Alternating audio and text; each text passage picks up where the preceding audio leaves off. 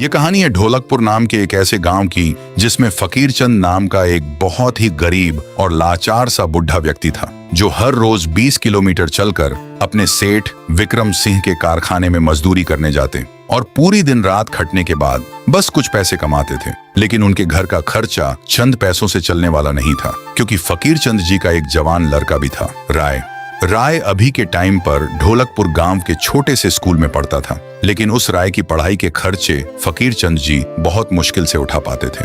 फिर भी उन्होंने अपने बेटे को कभी ये एहसास नहीं होने दिया कि उसका बाप बहुत परेशान है, क्योंकि फकीर चंद जी का एक सपना था कि उनका बेटा राय बड़े होकर गांव का सबसे बड़ा डॉक्टर बने। वो हमेशा अपने बेटे से कहते थे, बेटा तू बस मन लगा के पढ़ाई कर, क्योंकि तुझे मालूम है ना कि मेरा सपना है कि तू एक दिन बहुत बड़ा डॉक्टर बनेगा और पूरे गांव में मेरा सर गर्व से ऊंचा कर देगा।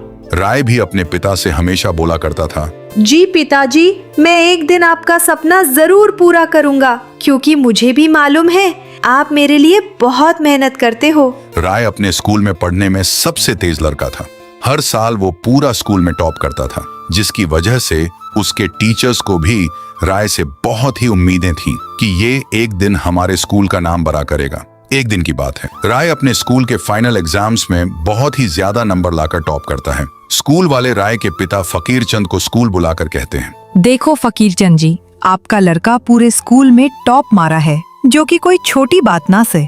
राय ने बहुत बड़ा तीर मार लिया है, तो मेरा कहना ये है कि आप अपने लड़के को पास वाले शहर के सबसे बड़े कॉलेज अनपढ़ कॉलेज में दाखिला करवा दो। जहाँ तक मुझे लग रहा है आपका लड़का बड़ा होकर बहुत बड़ा इंसान बनेगा, तो भलाई इसी में है कि आप मेरी बात मान लो। फकीर चंद ये सुनकर बहुत खुश हुए और बोले, जी शुक्रिया मास्टर साहब, आपकी वजह से ही मेरा बेटा टॉप मारा है। मैं कल ही इसका एडमिशन अनपढ़ कॉलेज में करवाता हूँ। फकीर चंद ने ये बोल तो दिया था, लेकिन उसके ऊपर अब बहुत बड़ी जिम्मेदारी आ चुकी थी, क्योंकि अनपढ़ कॉलेज शहर का सबसे बड़ा कॉलेज था, जिसकी वजह से उसकी महीनों की फीस लाखों में थी, जिसे फकीर चंद जी संभाल नहीं सकते थे।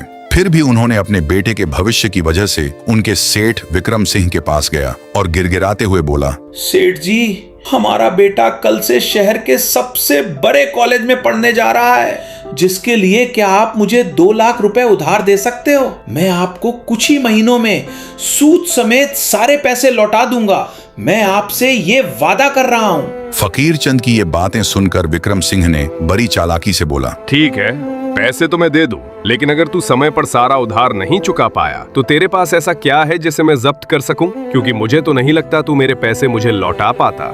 ये सुनकर फकीर चंद जी अपने सेठ के सामने गिड़गिड़ाने लगा और उससे पैसों की भीख मांगने लगा। सेठ जी, कृपया करके मुझे पैसे उधार दे दीजिए। मैं दिन में 8 घंटे नहीं बल्कि 15 घंटे काम करूंगा, और अगर किसी तरह मैं उधार नहीं चुका पाया तो आप मेरा घर हड़प लेना। लेकिन अभी मुझे मेरे बेटे के लिए पैसों की बहुत जरूरत है। फकीर चंद के इतना गिड़गिड़ाने के बाद विक्रम सिंह ने उसे उधार दे ही दिया, लेकिन विक्रम सिंह को मालूम था कि यह गरीब लाचार व्यक्ति है, ये पैसे नहीं चुका पाएगा, इसलिए उसने पहले ही ठान लिया था कि ये उसका घर हड़प कर रहेगा। फकीर चंद जी पैसे लेकर सीधा शहर पहुंचे और वहां के सबसे बड़े कॉलेज अनपढ़ कॉलेज में अपने बेटे राय का दाखिला करवाया, क्योंकि उन्हें उनके बेटे से बहुत सारी उम्मीदें थीं। उस दिन के बाद फकीर चंद अपने सेठ के कारखाने में पूरी दिन रात काम करा करता था, लेकिन बस काम बड़ा था, तनख्वाह नहीं। विक्रम सिंह फकीर चंद को अभी तक बहुत कम रुपए देता था, लेकिन दिक्कत तो तब हुई जब फकीर चंद के उधार लिए हुए 1 महीना बीता।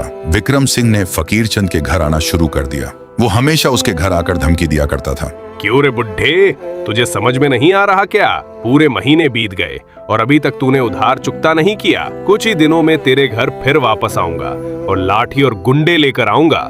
अगर तूने पैसे नहीं चुकाए तो टांगे तुरवाऊंगा तेरी। हमेशा विक्रम सिंह आकर यही बात बोला करता था। देखते ही देखते 2 महीने बीत गए, 3 महीने बीत गए, और ऐसे ही करते करते पूरा साल गुजर गया। फकीर चंद जी अभी तक अपने सेठ के कारखाने में दिन का 15-15 घंटे काम किया करते थे और रोज अपने सेठ विक्रम सिंह की धमकियां सुनते। इधर शहर में राय के फाइनल एग्जाम्स आने वाले थे, जिसके लिए वो दिन रात पढ़ाई करता था, क्योंकि यही एक मौका था जब वो अपने पापा का सपना डॉक्टर बनकर पूरा कर सकता था। इसलिए उसने अपनी पूरी जी जान लगा दी थी। लेकिन राय को ये अंदाजा भी नहीं था कि उसका बाप गांव में कितना परेशान घूम रहा है। एक दिन की बात है, राय एग्जाम्स के पहले गांव जाकर अपने पिताजी को सरप्राइज देने की सोचता है और उसी दिन गांव के लिए रवाना हो जाता है। राय मन ही मन सोचे जा रहा था कि वो अपने पिताजी को अचानक से सरप्राइज करेगा तो वो बहुत खुश हो जाएंगे। कुछ ही घंटों बाद राय अपने घर पहुंचा, लेकिन वहां जाकर उसने बहुत ही अजीब मंजर देखा। विक्रम सिंह राय के पापा फकीर चंद को बहुत सुना रहा था और फकीर चंद उसके सामने गिड़गिड़ा रहा था। अबे बुढ़े, इतने दिनों से मेरा पैसा लिए हुए है, तुझे पैसे देकर बहुत ही बड़ी गलती हो गई थी, मुझे ऐसा करना ही नहीं चाहिए था। ये सारा मंजर देखकर राय को कुछ समझ में नहीं आया और उसके मन में गलत फहमी आ गई। मतलब कि मेरे पिताजी इतने गिरे हुए इंसान हैं, बेचारे लोगों का पैसा लेकर वापस नहीं देते हैं। ये सोचकर राय बिना अपने पापा से मिले हुए वापस लौट गया। लेकिन राय को सच्चाई मालूम ही नहीं थी कि उसके पापा ने विक्रम सिंह से उधार सिर्फ राय के लिए ही लिया था। राय सीधा अपने कॉलेज वापस चला गया। लेकिन इधर बेचारा फकीर चंद ने विक्रम सिंह की धमकी से डरकर एक बहुत बड़ा फैसला ले लिया था। बस बहुत हुआ, 1 साल से मैंने सेठ जी का कर्जा चुकता नहीं किया है, लेकिन अब और नहीं। मुझे अपनी एक किडनी बेचकर उन्हें उनके पैसे वापस लौटा देने चाहिए, नहीं तो क्या पता मेरे बेटे राय को विक्रम सिंह की बद्दुआ लग जाए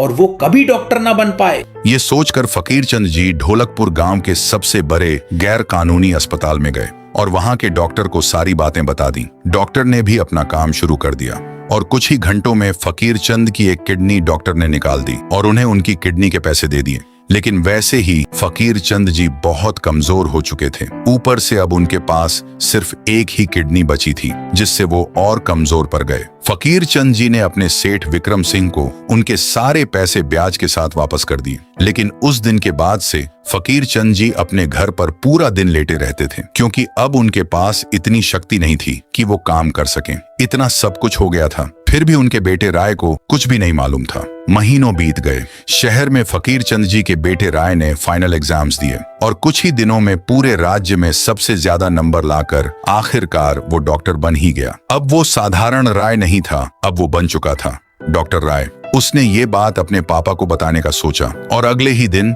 दूर अपने गांव में पापा से मिलने गया। लेकिन वहां का नजारा देखकर राय के पैरों तले जमीन खिसक गई। फर्श पर उसके पापा फकीर चंद जी की लाश रखी हुई थी। उनका बदन पूरा सूख सा गया था, मानो कि उन्होंने बहुत दिनों से कुछ खाया पिया ना हो। राय को विश्वास ही नहीं हो रहा था कि उसके पापा उसे इतनी जल्दी छोड़कर चले गए। तभी राय की नजर उसके पापा के बाजू में रखे पत्र पर गई। उसने उस पत्र को उठाकर पढ़ा। उसमें लिखा हुआ था, बेटा राय, जब तक ये पत्र तुझे मिलेगा तब तक शायद तू डॉक्टर बन चुका होगा और मैं इस दुनिया को छोड़कर चला गया हूँगा। शायद तुझे एहसास नहीं है कि तेरे पिता ने तुझे डॉक्टर बनाने के लिए दिन में 15-15 घंटे काम किए हैं और लाखों का उधार लिया है, और जब उधार नहीं चुका पाया तो तेरे बाप ने अपनी एक किडनी भी बेची है। लेकिन तुझे इन सब चीजों की चिंता करने की कोई जरूरत नहीं है। तू अब आराम से अपनी जिंदगी व्यतीत कर और खुश रह। ये सब पढ़कर राय फूट फूट कर रोने लगा। उसे अब जाकर समझ में आया कि उस दिन जो लोग उसके बाप को ताने मार रहे थे उसकी वजह क्या थी। लेकिन अब काफी देर हो चुकी थी।